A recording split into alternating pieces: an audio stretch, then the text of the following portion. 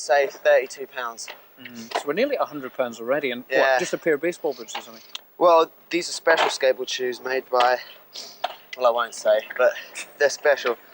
Yeah, these are 20 signature shoes endorsed by inductees, endorsed by skaters that are in the Hall of Fame. This one looks worn. Some of them are worn. Some of them are actually skated by the pros. Yeah.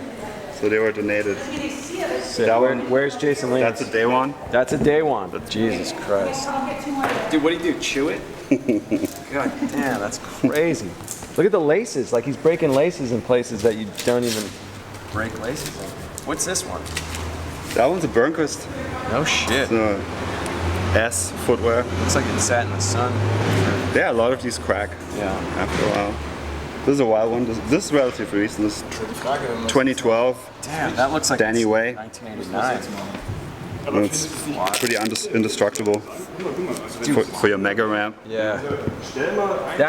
So that got released in stores? Yeah, I think so, yeah. I can't imagine anybody buying this. It's like a ninja shoe. That's crazy. Tell these guys who we're talking to right now.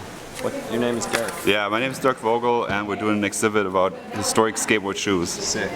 And you did along with your partner over there, did the Skateboarding is Not a Fashion book. Yeah. Great. We did a book called Skateboarding is Not a Fashion, and first we did a book called Made for Skate, which was about the history of skateboard sneakers. Interesting. And that's coming up on 10 years now, so it's our 10th anniversary. Amazing. And of course catching up on 10 years right. you know, 10 years of shoe history that unfolded. Which is a heavy 10 years at this point. Man. Wait, really quickly, tell me about this shoe. What the hell's going on with this? This is a Guy Mariano Axion. Are you? Did he wear this? I don't know if Guy actually himself. God damn! What the Axion? What the fuck? This is from a German kid who donated it. Dude, that one's been through the ringer. Holy Christ! What a sick shoe, though. It's funny how similar it is to the Koston. That's a Koston that we looked at down there, right? That first one. Mm-hmm. Yeah. I want to say. Look at this. This looks like a sample. God damn. That's a Cara-Beth, I want to say. Oh wow. Cara-Beth Burnside. So that's the Danny Way we had. This goes here. First colorway, first here. There's the Natas. The Jason Lee signature. Jason Lee is being inducted in the Hall of Fame tonight. So his pro shoe's right here. Jason Lee? Is that what you said? Yeah. Oh. That's the Jason Lee right here. 95 Airwalk. Yeah. Great commercial for that shoe. They kind of did like I don't know what you would even call it. It was kind of like a video part, but it was just Jason just kind of cruising around the streets, kind of. Yeah, I remember that. Yeah. So tell me about this shoe. That's a Natas Kaupas, and from what we know so far, it's the first ever pro-endorsed skateboarding shoe. The first signature skate shoe. What? 1989. What company put it out? Etnies. Yeah. Boom. But at first it was only available in Europe, from what I gather. Really? Yeah. Interesting. And Natas had a pro model. And then at the same time, or within months of each other, the Caballero came out. Yeah. That's what we've established. And did you ever find out if Vans looked at this and was like, hey, we need to give somebody a signature shoe kind of thing, or? Well, we did talk to Steve Caballero, and I think they were in contract negotiations over a pro shoe early on. Yeah. I want to say as early as like late 88 or 89. So I think they, independent of one another, kind of happened. Yeah. But at first Steve Caballero turned down a pro shoe deal because the contract wasn't right. Really? So it took them a while to, get the paperwork in place. And then when it launched, I mean, people tell you one shoe came out in 87 or something. It's kind of revisionist history these days. Right. So did Natas ever give you the details of the contract with Etnies?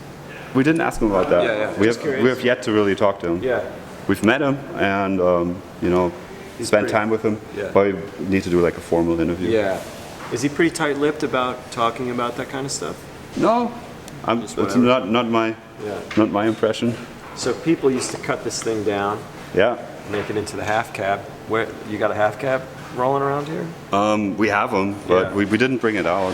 So tonight we brought out the original Caballero. Is this the third? Oh, boom! There you go. Yeah, as a half cab. That's a beautiful shoe. What There's a else little comes story out? we're gonna tell in our new book, and I can just give you like a little preview that Yeah, this Tony Hawk. Salman's shoe comes Tony out, Hawk right? almost was one of the first guys to get a pro shoe. Really? And they had a prototype which we're showing in our new book. And it's a crazy it was an design. Airwalk It shoe, was an right? Airwalk prototype. God, I'd love to see that. It's pretty much, it looks a lot like the Danny Way actually that Yeah, came I out can in imagine. 2012. I can imagine. Full lace saver, like no laces exposed. Yeah. Like full lace saver Well, protection. Airwalk was kind of running that whole program for a long time. Yeah, and they had brilliant designers. Yeah. But Tony Hawk wasn't into it. Like, I also think they couldn't decide on a contract solution. Really? Because royalties weren't a thing yet. People knew how to do royalties or how to build endorsement deals around board royalties. It was like $1 for a board, like a pro would sell it.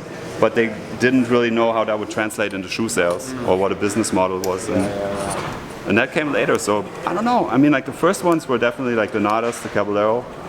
Pierre-André from France Had a pro shoe? had a pro shoe, the Senix, which was I don't know. a few months after the Natas Kaupas. So he's one of the first three. Wow. And then I want to say, who else had pro shoes? Well, Salman? But that's Salman not Agah until was 94? 94, I would say. Yeah, 94, and those were indestructible. Yeah, that's a great shoe. Yeah. You know, it's funny because when that shoe came out, and then fast forward to like 2017, and all the toe caps start coming back, Yeah. you know? Yeah, it went full circle. Yeah, and then you go back to like PF Flyers that had like toe caps, you know. Yeah. And some of those 70s shoes, like Yeah, the Hobie, they had toe Oh, the caps. Hobies, yeah. But yeah, I think it really kicked into high gear when two things happened. One was the DC Shoe Company came out in 94. Yeah. And their first run of shoe was all pro shoes. Yeah. So every single shoe they made. And people didn't even know if they were going to make anything else other than pro shoes. That was But kind it of was like a Danny Way, super Colin team. McKay, Yeah. Rudy Johnson, Howard. and Rob Dyrdek had the first shoes. Oh, really? Okay. Right? Interesting. And then later, kind of the second wave was Rick Howard and Mike Carroll. And at the same time, a lot of skater-owned shoe companies came out. So there was, the new follow-up brands from Etnies, like S Footwear came out, Osiris, DVS, like all those shoes, and they all started turning people pro on with shoe deals. Yeah. And that kind of happened, and they all produced in Korea. So that whole, I guess backbone in the industry was created at the time, Yeah. in the mid-90s, where people understood, okay, this is how you launch a skate shoe company, this is how you source your production. Right. And then pro shoes all of a sudden were the biggest money makers, you know. At first nobody wanted them, and then skaters could go from their Honda Civic to a Beamer. Right. It's amazing how popular. It's amazing that the Caballero is still being made today. Yeah. And the Natas is not.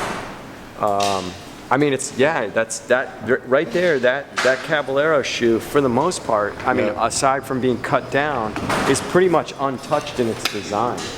You know what I'm saying? It's wild. Yeah. What a sick shoe. Cool. It's a classic. Yeah.